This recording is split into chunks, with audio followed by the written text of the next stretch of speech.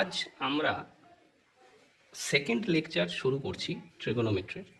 Previous ভিডিওতে আমরা lecture 1 করেছিলাম এবং সেখানে কিছু বেসিক ফর্মুলা আমরা বলেছিলাম। আজ তার কয়েকটা প্রমাণ শিখব এবং তারপর নেক্সট স্টেপে যাব। আমরা গত ভিডিওতে যেটা দেখেছিলাম, যে সূত্র কথা পড়েছিলাম, তার মধ্যে ছিল যেমন sign square theta plus cos square theta is equal to 1, sec square theta minus tan square theta সমান 1, cosec square theta minus cot square theta সমান 1। এখন এইগুলো প্রমাণ আমাদের শিখতে হবে। আমি একটা প্রমাণ প্রথমে করে দিচ্ছি, দেখো কিভাবে প্রমাণ হবে। প্রথমে আমাকে একটা সমকোণী ত্রিভুজ আঁকতে হবে। একটা সমকোণী ত্রিভুজ হলো যার এই ত্রিভুজটাকে অতিভুজটাকে আমরা লিখছি এইচ। এটা এর লম্ব মানে পারপেন্ডিকুলার পি, আর এটা বেস মানে ভূমি পি। আমরা পিথাগোরাসের সূত্রানুযায়ী বলতে পারি, পিথাগোরাসের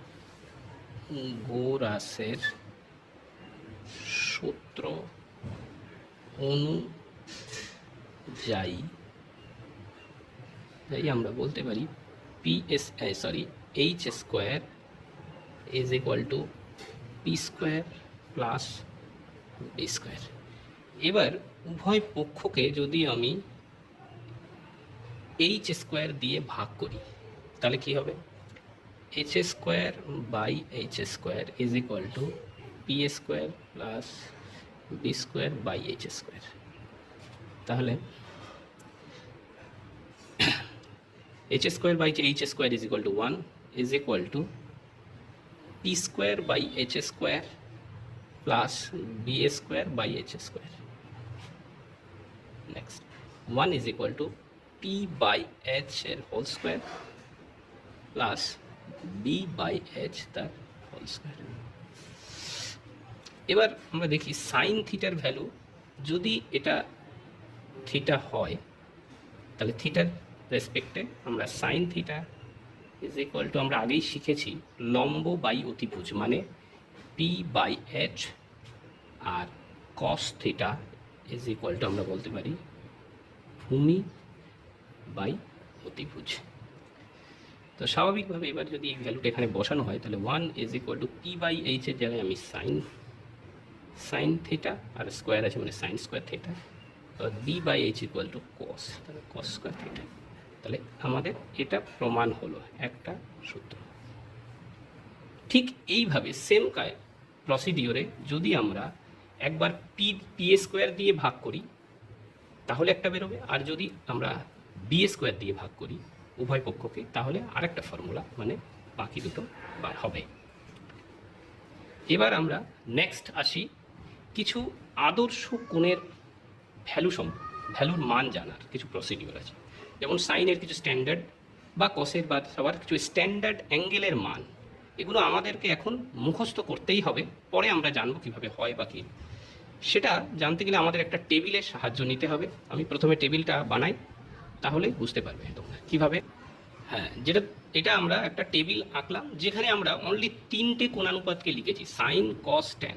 বাকিগুলো আমি লিখিনি, বাট বাকিগুলো আমি পরে বলে দিচ্ছি কী হবে। এই হলো সেই টেবিলটি, এবং এই টেবিলে তোমরা দেখতে পাচ্ছ যে আমি 5টা অ্যাঙ্গেলকে লিখেছি, 0 ডিগ্রি, 30 ডিগ্রি, 45 ডিগ্রি, 60 ডিগ্রি এবং 90 ডিগ্রি। প্রথমে আমাকে যেটা করতে হবে, সাইন 0 ডিগ্রির ভ্যালু কত? সাইন 0 ডিগ্রির ভ্যালু হয় 0, সাইন 30 ডিগ্রির ভ্যালু হয় হাফ 1/2, সাইন 45 ডিগ্রির ভ্যালু হয় 1/√2, সাইন 60 হয় √3/2, অ্যান্ড সাইন 90-র ভ্যালু হয় 1। তাহলে একটা আমরা শিখলাম প্রথমে। নেক্সট আসবে আমাদের কসের ভ্যালুগুলো কী হয়।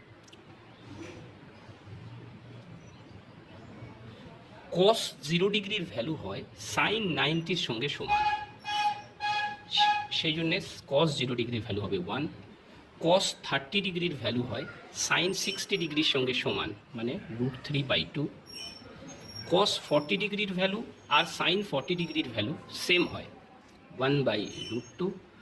কস 60 ডিগ্রির ভ্যালু হয় সাইন 30 ডিগ্রির সঙ্গে সমান, সেটা হাফ। আর কস 90 ডিগ্রির ভ্যালু হবে সাইন 0 ডিগ্রির সঙ্গে সমান, মানে 0। এটাকে মনে রাখার আরেকটা পদ্ধতি হচ্ছে যে সাইনের ভ্যালুগুলো যেভাবে আছে তুমি দেখতে পাচ্ছ সিরিয়ালি যেভাবে সাজানো আছে, ঠিক কসের ভ্যালুগুলো উল্টো রিভার্স ডাইরেকশানে দেওয়া আছে। তোমরা দেখো, দেখলেই বুঝতে পারবে যে ডাইরেকশানে সাইনের দেওয়া আছে ঠিক তার রিভার্স ডাইরেকশানেই কসের ভ্যালুগুলো দেওয়া আছে। ঠিক আছে, বুঝতে পারছো? এবার আসি নেক্সট, যেটা ট্যান মানে আমরা আগেই জানি sine theta by cos theta সমান ট্যান থিটা হয়। এটা আগের ভিডিওতে আমি বলেছি। স্বাভাবিকভাবেই তাহলে সাইন 0 ডিগ্রির ভ্যালু হবে, ট্যান 0 ডিগ্রির ভ্যালু হবে সাইন 0 ডিগ্রির ভ্যালু বাই কস 0 ডিগ্রির ভ্যালু। তার মানে ব্যাপার দাঁড়ালো যেটা 0/1 যেটা ভ্যালু হবে 0। ঠিক নেক্সট, ট্যান 30 ডিগ্রির ভ্যালু হবে sine 30 by cos 30, sine 30 half by cos 30 half, cos 30 √3/2, যেটা কেটে গিয়ে 1/√3 হয়। বুঝতে পারছো? নেক্সট আসছে সাইন ট্যান 45 ডিগ্রির ভ্যালু হবে সাইন 45 বাই কস 45, মানে 1/√2 by 1/√2, that is 1। Sine tan 60 ডিগ্রির ভ্যালু হবে same √3/2 divided by half, that is √3। আর ট্যান 90 ডিগ্রির ভ্যালু হবে 1/0। এই যখনই আমরা জানি কোনো ভগ্নাংশের নিচেটাকে আমরা বলি হর যদি শূন্য হয় সেটাকে তার কোনো ভ্যালু বার করা যায় না, সেটা অসংজ্ঞাত হয়ে যায় বা আনডিফাইন্ড হয়ে যায়। সেই জন্যে আমরা এটাকে লিখব অসংজ্ঞাত বা আনডিফাইন্ড বলে অনেকে, এর ভ্যালু বার করা যায় না। এবার তাহলে আমরা শিখলাম এ পর্যন্ত যে সাইন কস ট্যানের ভ্যালু আমরা স্ট্যান্ডার্ড অ্যাঙ্গেলগুলো শিখলাম। এবার বাকি যে তিনটে কোণানুপাত আছে যেমন কোসেক, সেক, কট, এদের ভ্যালু হবে এদের এই ভ্যালুর রেসিপ্রোকাল, এদের এই ভ্যালুর অনন্যকগুলোই এদের ভ্যালু। হ্যাঁ, তোমরা দেখতে পাচ্ছ আমি অলরেডি টেবিলটা বানিয়ে রেখে দিয়েছি এখানে। এবার এখানে কি আছে যে আগে আমরা দেখেছি যে সাইন কস ট্যানের যে ভ্যালুগুলো আমরা বার করেছিলাম, এখানে তার সাইনের অনন্যক যেমন কোসেক, তো সেম ভ্যালুতে এর কি ভ্যালু আসে, সাইনের 0 ডিগ্রিতে যে ভ্যালু আসে, কোসেকের 0 ডিগ্রিতে কী ভ্যালু আসে সেগুলো লেখা আছে এখানে, আমি অলরেডি লিখে দিয়েছি, তোমরা দেখে নাও। যেমন সাইন 0 ডিগ্রির ভ্যালু ছিল 0, স্বাভাবিক কোসেক 0-র ভ্যালু হবে 1/0, 1/0 হলে অসংজ্ঞাত হয়ে যায় সেজন্য। ঠিক কোসেক 30 ডিগ্রির ভ্যালু হবে সাইন 30 ডিগ্রির ভ্যালু যা ছিল তার অনন্য, তার 1/sin থিটা, স্বাভাবিকভাবে হাফ থাকলে 2 হয়েছে। সেইভাবে বাকি সমস্ত ভ্যালুগুলো এখানে লেখা আছে, তোমরা দেখতে পাচ্ছ। আমরা এটা আমাদের মনে রাখতে হবে। তবে মনে রাখার যেটা সবচেয়ে সহজ পদ্ধতি সেটা হচ্ছে, আমি একটু পুরনো এটা দেখাই তোমাদেরকে। মনে রাখার যে সহজ পদ্ধতি সেটা হচ্ছে আমরা স্রেফ সাইনের ভ্যালু কোটাই মনে রাখবো।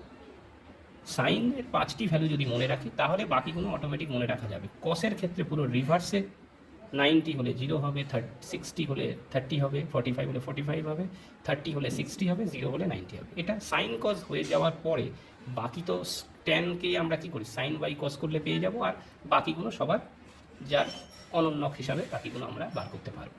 তো এটা মনে রাখার পদ্ধতি, এভাবেই আমরা মনে রাখবো। ঠিক আছে বন্ধুরা, নেক্সট ভিডিওতে আমরা কিছু এক্সারসাইজ নিয়ে ডিসকাস করব, কিছু অঙ্ক নিয়ে আমরা আমাদের বাকি আগে কন্টিনিউ করব।